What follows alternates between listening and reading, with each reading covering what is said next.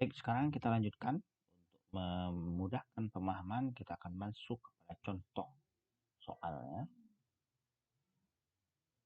Oke, kita lihat contoh soal. Nah, ini contoh soal yang dibuatkan adalah untuk transaksi istisna yang paralel ya. Ini memang agak sulit kalau yang paralel ini.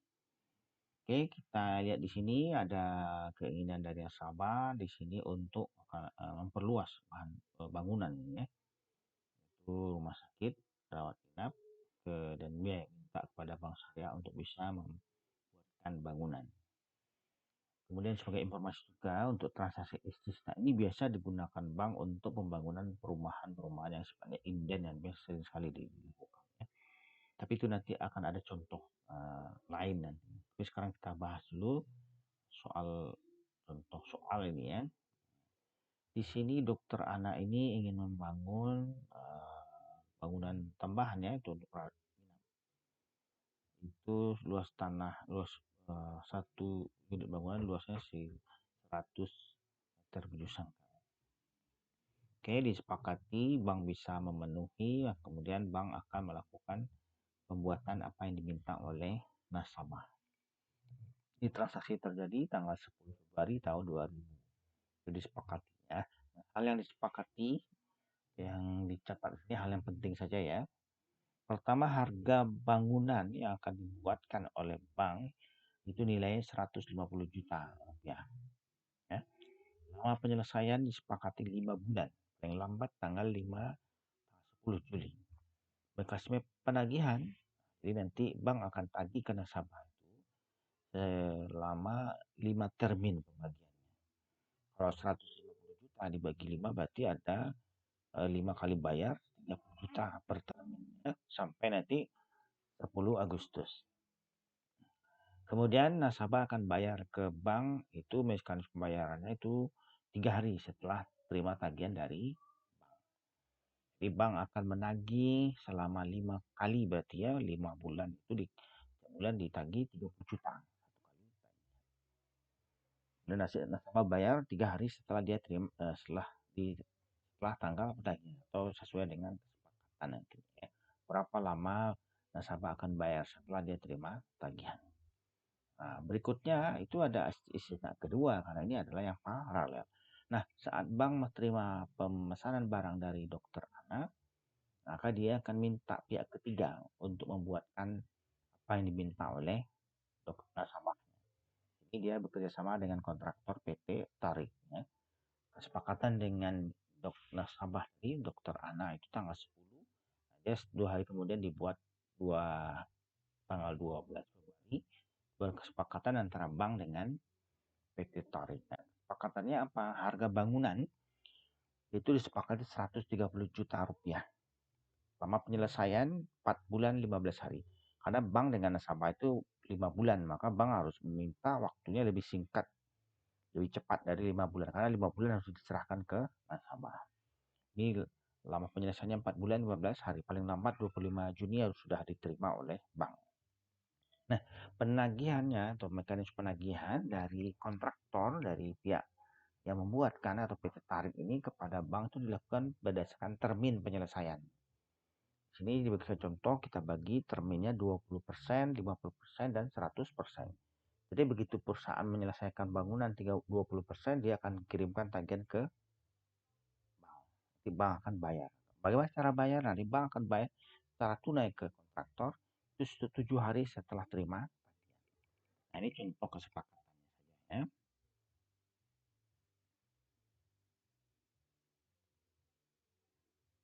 Nah, kita mulai penjurnal transaksi untuk transaksi.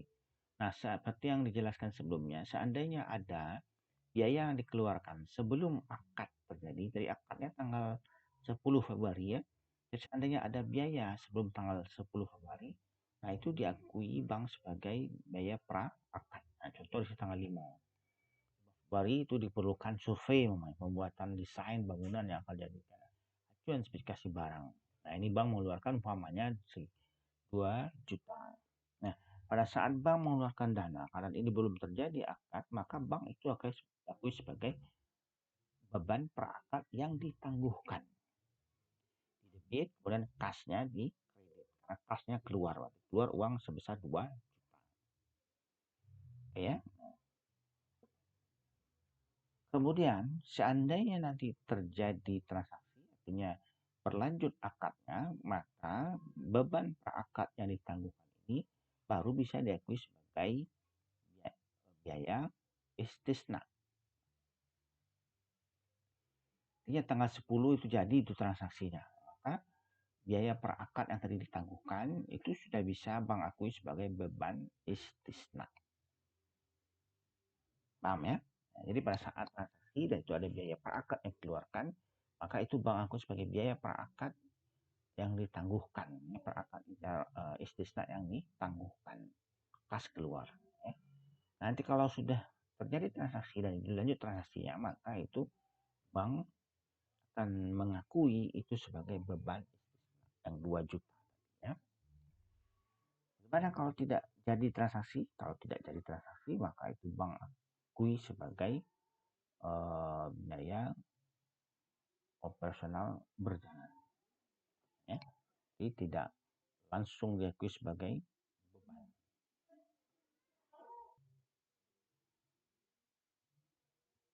Jadi kalau tidak jadi transaksinya, maka itu Bank akui sebagai beban. Ya, tetap beban juga, tapi bukan beban untuk istisna, tapi beban periode berjalan. Itu kalau tidak jadi transaksi. Oke, berikutnya. Nah, ini sebagai bank ya. Dalam kasus ini ada mekanismenya pembayaran 20%, 50%, dan 100%. Nah, sebelum kita mencatat sebaiknya ini dihitung dulu ya. Kita mencatat. Nah, biasanya kalau dalam transaksi realnya ini sudah dicantumkan dalam akad. Kita hitung 20%-nya itu berapa? 50% berapa dan 100%-nya berapa? Oke, kita bagi terminnya ada 1, 2, dan 3. Tingkat penyelesaian 20%, 50%, dan 100%. Nah, kita contohkan di sini tagihan dari kontraktor itu 1 April. 20% dari total transaksi 130 juta adalah 26 juta. Ditagih oleh kontraktor ke bank tanggal 1 April jumlahnya 26 juta. Dibayarnya 7 hari seperti yang sepakati, berarti tanggal 8 April bayar. Berapa jumlahnya? Sebanyak yang ditagihkan sebesar 26 juta. Kemudian masuk termin kedua, selesai lagi 50%. Ditagihkan 15 Mei. Jumlahnya berapa? 39 juta. Dari mana dapat 39 juta? Itu berarti 50 juta kurangi 20 juta. 50% kurangi dengan 20% kali dengan 130 juta. Dapat 39 juta. Bayarnya kapan oleh bank? 7 hari setelah tanggal 22 Mei. Jumlahnya pas sama. Terakhir sudah selesai semua di tanggal 25 Juni, ditagihkan sisanya berapa? Sudah dibayar 50%, berarti sisanya 50% lagi. Ya, 100% kurangi 50%, bisa 50 kali 130 juta, 65 juta. Bayarnya 7 hari ke depan, kita tanggal 2 Juli. Ya. Nah, sekarang kita mulai catat. Nah, bank itu sudah mulai mencatat ya, transaksi semenjak bank menerima pengajuan pembiayaan atau sebelum transaksi pembiayaan terjadi. Nah, biasanya untuk akad biaya per akad tadi ya, itu sudah mulai dicatat oleh bank. Nah, ini perhitungan tadi angka yang sudah Bapak dapatkan tadi. Di mana dapat 26 juta itu adalah 20% penyelesaian yang ditagihkan 26 juta. Itu dapatnya 20% kali 130 juta. Oke, bagaimana cara mencatatnya? Nah, pada saat bank menerima tagihan dari kontraktor sebesar 26 juta, dan itu belum dibayar ya, tapi baru tagihan, maka itu bank akui sebagai aset istisna dalam penyelesaian 26 juta rupiah. Karena bank belum bayar, itu bank akui sebagai hutang istisna sebesar 26 juta. bayar tanggal 8 April. Nah, saat bayar baru hutang istisnanya berkurang di debit, kemudian kasnya berkurang 26 juta rupiah. Nah, pembayaran bisa cash, berarti kas yang berkurang, atau kalau ditransfer berarti rekening pembuat barang tersebut PT Torik ini bertambah. Oke, ini untuk penyelesaian 220%. Kemudian masuk ke termin kedua, berarti ada tagihan lagi dari kontraktor kepada bank. Berapa jumlahnya? 39 juta. Cara menghitungnya bagaimana? Sama dengan tadi, 50% kurang 20% kali 130 juta, 39 juta. Tagihannya tanggal 15 Mei, berarti itu kembali diakui sebagai aset istisna dalam penyelesaian sebesar 39 juta. Karena baru diterima tagihan dari kontraktor, itu diakui oleh bank sebagai hutang istisna sebesar 39 juta. Ya, itu di kredit. Bayarnya kapan? Tanggal 22 Mei, maka hutangnya berarti pindah ke debit berkurang. Kemudian bayarnya pakai apa? Kalau pakai kas berarti kas berkurang. Kemudian bayarnya ke kontraktor pakai transfer, berarti rekening kontraktor yang ada di bank kan bertambah sebesar 39 juta. Kemudian terakhir masuk termin ketiga, berarti jumlahnya sudah separuh yang selesai, separuh lagi berapa? 65 juta. Prosesnya sama dengan tadi ya, saat bank menerima tagihan, itu bank akui sebagai aset istisna dalam penyelesaian sebesar jumlah yang diterima tagihannya, 65 juta rupiah di debit. Nah, karena bank belum bayar, maka itu bank akui sebagai hutang istisna sebesar 65 juta rupiah. Kapan bayarnya? Bayar tanggal 2 Juli, baru bank akui sebagai hutangnya lunas. Ya, hutang berkurang di debit 65 juta rupiah. Dan bayarnya pakai apa? Kas, berarti kas berkurang. Kalau transfer ke rekening kontraktor berarti bertambah rekening kontraktor, tergantung nantinya kesepakatannya bagaimana, bayar cash atau di transfer. Cara perhitungannya sama dengan yang tadi ya, 100% kurang 20% kali 130 juta. Nah, 130 juta dapat dari mana angkanya? 130 juta itu adalah harga bangunan antara bank dengan kontraktor. Nah, karena itu yang akan dibayar, akan ditagihkan oleh kontraktor. Oke, sampai itu bisa diikuti ya. Nah, sekarang bagaimana cara bank mengakui tagihan-tagihan diterima oleh bank dari kontraktor itu sebagai pendapatan istisna? Nah, itu ada aturannya di PSAK 104 paragraf 18. Nah, ini kan tadi menggunakan metode persentase penyelesaian. Bagian nilai akad yang sebanding dengan pekerjaan yang telah diselesaikan dalam periode tersebut diakui sebagai pendapatan istisna pada periode bersangkutan.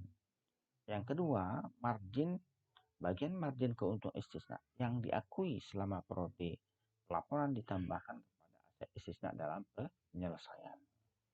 Pada akhir periode, harga pokok istisna diakui sebesar biaya istisna yang telah dikeluarkan sampai dengan periode tersebut.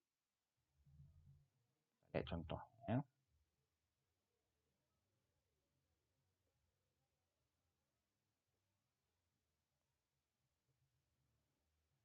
Oke, ini contohnya yang sesuai dengan PSAK tadi ya. Perhitungannya harga pokok istisna dan keuntungan istisna sebagai berikutnya. Pendapatan istisna, harga pokok istisna, dan keuntungan istisna. Ada tiga hal yang kita pahami cara menghitungnya. Pertama, pendapat istisna. Nah, itu berapa pendapat istisna yang akan diterima oleh bank dari transaksi ini? Cara menghitungnya adalah pendapatan istisna sama dengan persentase penyelesaiannya berapa tadi? 20% tahap pertama ya. Kali nilai penjualan bank ke nasabah. Nah, di sini penyelesaiannya 20%. Berapa pendapat 20% kali 150 juta ya 30 juta. Nah, itu pendapatan yang diakui oleh bank, pendapatan istisna. Kemudian berapa harga pokok istisnanya? Persentase penyelesaian kali dengan harga beli bank ke kontraktor. Berapa bank beli? 130 juta. Kali sama persentase 20%. 130 kali 20% berarti 26 juta. Itu untuk harga pokok.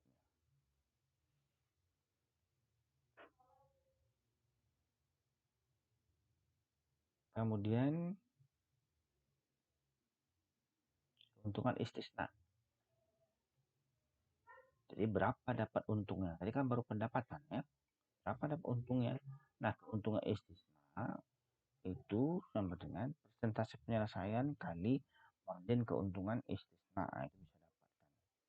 Caranya persentase penyelesaian 20%. Margin keuntungan istisna berapa? Bank beli jual ke nasabah 150 juta, kemudian bank minta buatkan atau membeli barang dari kontraktor 130 juta. Berarti keuntungannya adalah sebesar 20 juta. Nah, kali 20% berarti 4 juta. Nah, untuk tahap pertama berarti keuntungan yang diakui oleh bank term pertama itu adalah 4 juta. Nah, pengakuan keuntungan ini yang 4 juta ini itu diakui bank sebagai aset istisna dalam penyelesaian, itu di debit.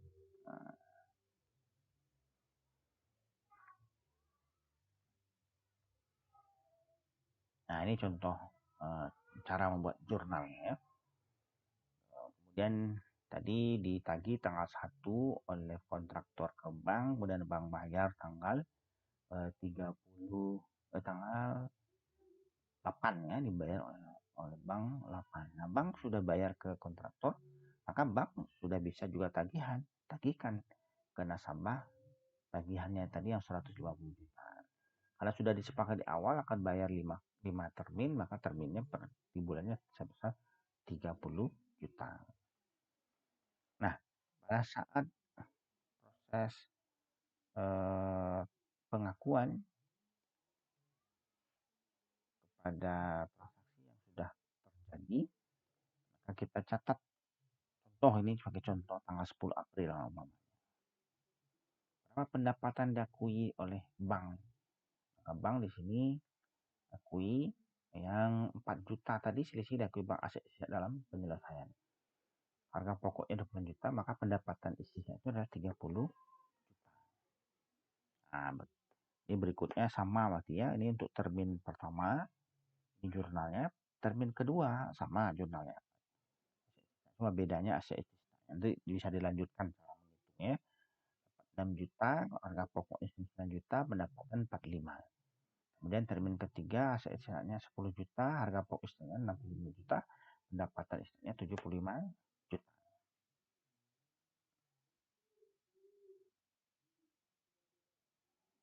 Itu pengakuan pendapatan. Kemudian kalau sudah ditagihkan oleh kontraktor ke bank, kemudian bank bayar, bank sudah bisa mengakui, kemudian bank langsungkan penagihan ke nasabah. Nah, ini termin ini kan sudah ada tadinya. Jelaskan terminnya, berarti nanti tinggal dicatat saja. Nah, pada saat bank menagihkan ke nasabah, maka itu bank akui sebagai piutang istisna. Ya, sebagai piutang istisna.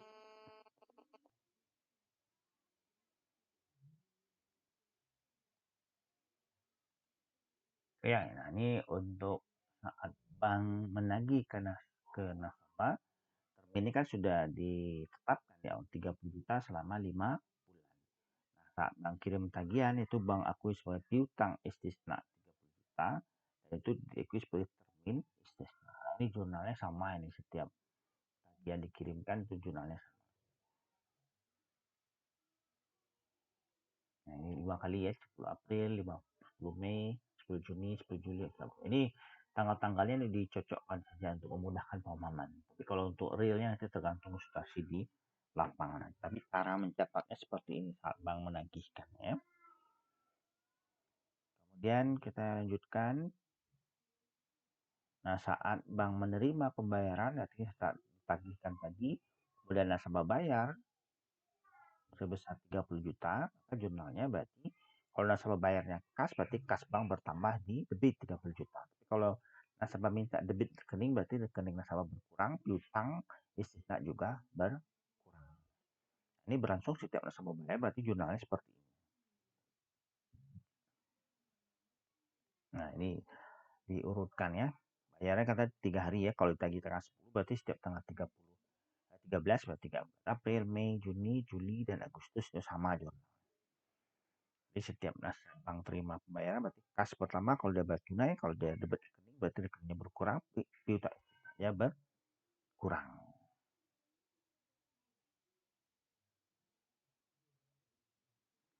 Nah, kalau sudah selesai barang dibuat oleh bank, selanjutnya tentu bank akan menyerahkan ke nasabah.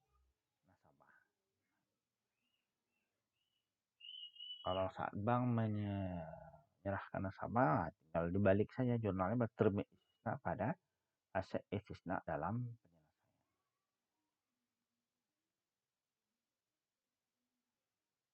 Nah, ini jurnalnya Bapak buatkan berurutan sesuai dengan tanggalnya untuk memudahkan pemahaman. Mulai tanggal 5 Februari beban praakad yang ditangguhkan 2 juta. Kas berkurang. Kemudian terjadi transaksi berarti bisa diakui beban istisna. Beban praakad ditangguhkannya berkurang berarti tidak ditangguhkan lagi sudah menjadi beban istisna. Kemudian terima tagihan pertama dari kontraktor. Bank menerima tanggal 1 itu bank akui sebagai aset dalam penyelesaian. Karena bank belum bayar itu hutang bank bertambah 26 juta rupiah. Kemudian tanggal 8 dibayar berarti hutang bank berkurang di debit. Bayar pakai apa? Pakai kas, berarti kas berkurang. Kalau ditransfer berarti rekening kontraktor bertambah 26 juta rupiah sesuai dengan Kemudian bank akui pendapatan. Nah, tanggal 8 April bank bayar hutang ke kontraktor, nah, itu bank sudah bisa mengakui pendapatan. Nah, jumlah pendapatan yang diakui itu adalah sebesar 30 juta pendapatan istisna. Kemudian keuntungannya 4 juta itu bank akui uang tambahkan menjadi aset istisna dalam penyelesaian. Dan harga pokok istisnanya 26 juta di debit. Begitu seterusnya ya. Saat bank menagihkan piutang istisna dan termin istisna. Saat nasabah bayar berarti kas bertambah piutangnya berkurang. Nah, ini contoh slide pertama ini berarti termin pertama. Kemudian termin kedua tinggal tagihkan saja berarti ya. Piutang istisna, kas bayar, terus aset, nah begitu seterusnya sampai berakhir akadnya. Nah, ini urutkan sesuai dengan tanggal saja. Tanggal ini hanya sebagai contoh saja. Kalau untuk tanggal realnya sesuai dengan situasi dan kondisi nantinya. Oke. Nah, itu contoh transaksinya. Sampai ini berakhir akadnya. Atau saat diserahkan. Serahkan barang berarti selesai.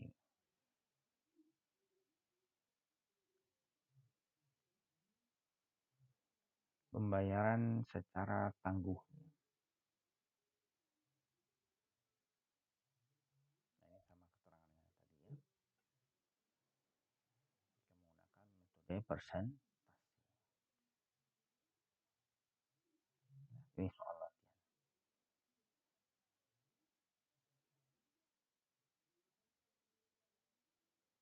Oke, demikian materi istisna. Untuk selanjutnya nanti kita akan lanjutkan dengan tanya jawab melalui Zoom ya. Oke, demikian materi yang saya sampaikan hari ini. Kita akhiri. Alhamdulillah rabbil alamin.